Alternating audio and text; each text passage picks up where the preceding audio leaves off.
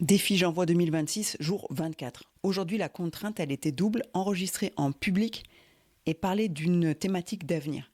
Bon, pour le public, tu m'excuseras, j'ai franchement pas eu ou pas pris le temps, il aurait fallu que j'anticipe beaucoup plus d'organiser ça. Donc on est, toi et moi, comme d'habitude. Mais j'espère que tu m'en voudras pas. Je te mettrai quelques applaudissements, quelques bruits de foule si tu veux, pour te mettre dans l'ambiance.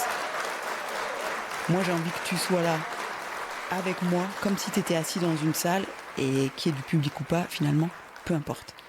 Donc le sujet du jour concerne l'avenir, et très concrètement ton avenir d'entrepreneur.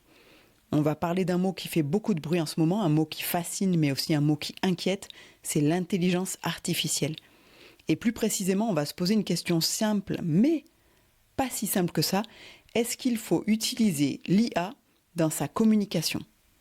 Est-ce que c'est une opportunité, un risque, une fausse bonne idée ? T'entends partout qu'il faut aller plus vite, produire plus, automatiser, optimiser. Mais est-ce que c'est vraiment ça le vrai enjeu pour 2026 ? Dans cet épisode, je ne vais pas te dire quoi faire, je vais surtout t'aider à te poser les bonnes questions avant de confier ta communication et ton énergie à un outil.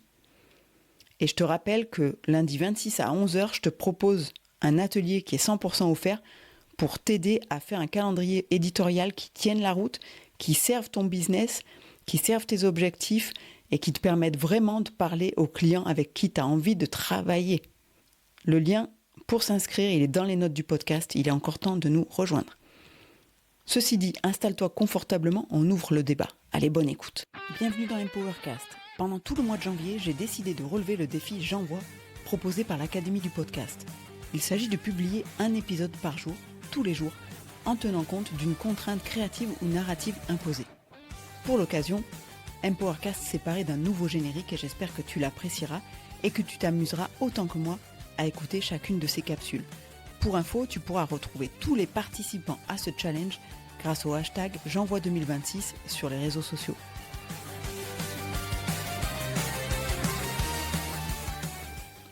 Depuis quelques mois, j'entends toujours la même chose. Grâce à l'IA, je vais enfin réussir à communiquer. Sous-entendu, je vais pouvoir tenir le rythme, je vais pouvoir produire plus. Dit comme ça, c'est hyper séduisant et c'est presque rassurant. Sauf qu'il y a un problème. L'IA ne règle pas une absence de clarté dans ta communication. Elle ne va pas créer ta vision, elle ne va pas créer ta posture. Elle va simplement exécuter et amplifier ce que tu faisais déjà.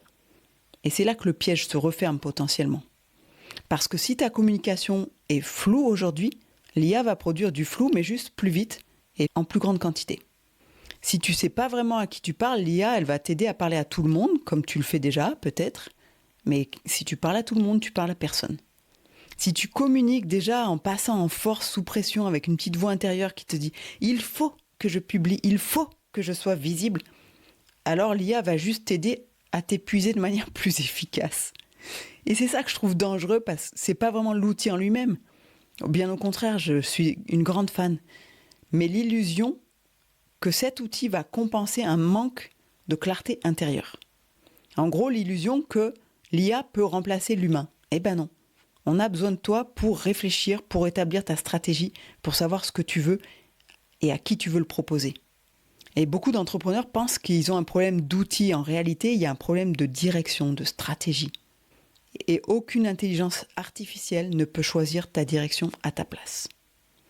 Moi, ce que j'ai l'habitude de dire quand on parle d'informatique, c'est shit in, shit out. Le résultat dépend strictement de ce que tu as donné comme information au départ. Donc on comprend bien que si ce que tu donnes, c'est de la merde, pour te le dire en français, ce qui va sortir, c'est de la merde puissance 15 peut-être, mais de la merde quand même. Quand je parle d'IA en communication avec des entrepreneurs, ce que je vois, c'est souvent deux types de réactions opposées. La première, c'est « Oh, génial, je vais tout faire avec l'IA, les posts, les newsletters, les idées, les scripts, et je vais enfin me libérer, voire me débarrasser de cette charge. » Et la seconde, c'est l'inverse. Non, mais jamais de la vie. Moi, je veux rester humaine, authentique. Je ne veux pas devenir un robot. Et tu sais quoi ? Dans les deux cas, ces deux positions sont des impasses. Le tout IA, c'est la promesse de produire plus. Mais produire plus ne veut pas dire communiquer mieux. Tu vas publier plus, tu vas cocher des cases, tu vas cocher des jours sur un calendrier et ça ne résonnera pas mieux avec ton audience. Parce que ce qui touche, ce qui relie, ce qui crée de la confiance, C'est pas la quantité, c'est l'intention, c'est la cohérence, c'est la justesse. Et à l'autre extrême, le zéro IA, c'est souvent une posture morale déguisée. Moi, je fais tout à la main. Ouais, tu fais ta compta à la main aussi. Je te rappelle qu'à partir de cette année, tu vas devoir faire des facturations électroniques et pouvoir en recevoir aussi. Donc le tout à la main, je crois que c'est fini, il faut l'accepter. Ou le moi, je fais tout au feeling.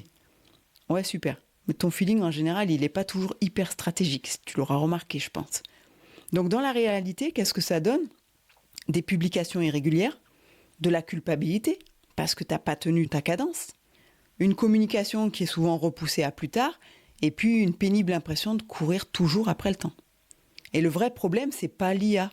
Le vrai problème, c'est de croire qu'il n'y a que deux options. Se déshumaniser ou s'épuiser. Et si l'avenir se jouait ailleurs ? Voilà le point que j'aimerais vraiment que tu retiennes. L'IA n'est pas un outil de création, c'est un outil d'amplification. Elle amplifie ce que tu fais déjà. Elle amplifie ta posture, elle amplifie ta clarté ou ton flou. Si tu sais pourquoi tu communiques, si tu sais à qui tu t'adresses, si tu as une vision claire de ce que tu veux construire en 2026, alors oui, l'IA peut devenir une alliée précieuse. Elle peut t'aider à aller plus vite, à structurer, à décliner, à alléger ta charge mentale. Mais si tu ne sais pas ce que tu veux dire, si tu changes d'idée toutes les semaines, si ta communication elle est dictée par des injonctions du type « il faudrait que je devrais poster plus, ah bah les autres font comme ça, je vais faire pareil », alors l'IA devient un amplificateur de confusion. Et là, on touche quelque chose de fondamental. L'avenir de la communication ne sera pas technologique, il sera stratégique et conscient. Les entrepreneurs qui tireront leur épingle du jeu ne seront pas ceux qui utilisent le plus d'outils. Ce seront ceux qui savent ce qu'ils veulent transmettre, ce qu'ils refusent de faire et ceux qui respectent leur énergie.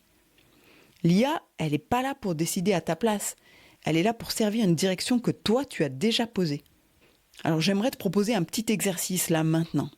Imagine une seconde que tu donnes les clés de ta communication à une IA.